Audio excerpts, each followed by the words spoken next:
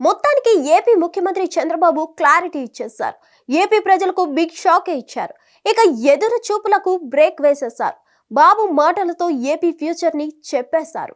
నీతి ఆయోగ్ నివేదిక మీద CM Chandrababu power point presentation ఇచ్చారు. అనంతరం మీడియా సమావేశంలో ఏపీ గురించి మాట్లాడారు.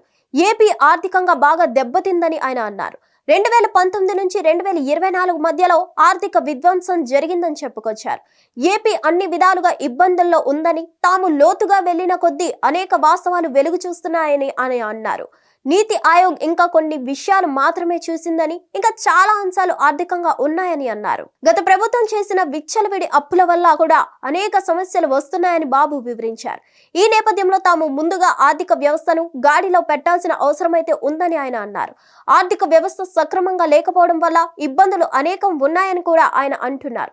సంక్షేమ పథకాలు అమలు చేయడం ఇప్పుడున్న పరిస్థితిలో సాధ్యం కాదని ఆయన తేల్చేశారు. తల్లికి వందనం, అలాగే అన్నదాత సుఖీభవ వంటి పథకాలను తాము ఇస్తామని, అయితే వాటికి సమయం పడుతుందని ఆయన అన్నారు. అభివృద్ధి మీద ప్రభుత్వం దృష్టి పెట్టిందని, అభివృద్ధితోనే సంపద సృష్టి సాధ్యమని ఆయన చెప్పారు. సంపద వచ్చాక సంక్షేమ పథకాలు ఖచ్చితంగా అమలు చేస్తామని అన్నారు. కేంద్రం వివిధ పథకాలకు ఇచ్చే నిధులు కానీ, పోలవరం, అమరావతి రాజధాని నిధులు, స్టీల్ ప్లాంట్ ఆర్థిక ప్యాకేజీల నుంచి వచ్చే నిధులను మళ్లించి ఏపీలో కార్యక్రమాలను చేయలేమని అన్నారు. ఆర్థికంగా ఇబ్బందులుంటే ప్రజల మీద పన్నుల భారం అధికంగా వేయాల్సి ఉంటుందని, ఆ పరిస్థితి రాకుండా నియంత్రించుకోవాల్సి ఉంటుందని బాబు చెప్పారు. మొత్తానికి చంద్రబాబు అయితే సూపర్ 6 పథకాల అమలు అన్నది ఇప్పట్లో సాధ్యం కాదని చెప్పారు. మరి దీని మీద జనాల రియాక్షన్ ఎలా ఉంటుందన్నది చూడాలి. ఇంకోవైపు దీని మీద వైసీపీ సీనియర్ నేత, మాజీ మంత్రి అంబటి రాంబాబు అయితే ఘాటుగానే స్పందించారు. ఏపీ అప్పుల గురించి బాబుకు తెలిసి ఎన్నికల్లో హామీలు ఇచ్చారని అన్నారు. అందువల్ల హామీలన్నీ పూర్తి చేయాల్సిందే అని స్పష్టం చేశారు. లేకపోతే వైసీపీ ప్రజా ఉద్యమాలను నిర్మిస్తుందని ఆయన హెచ్చరించారు.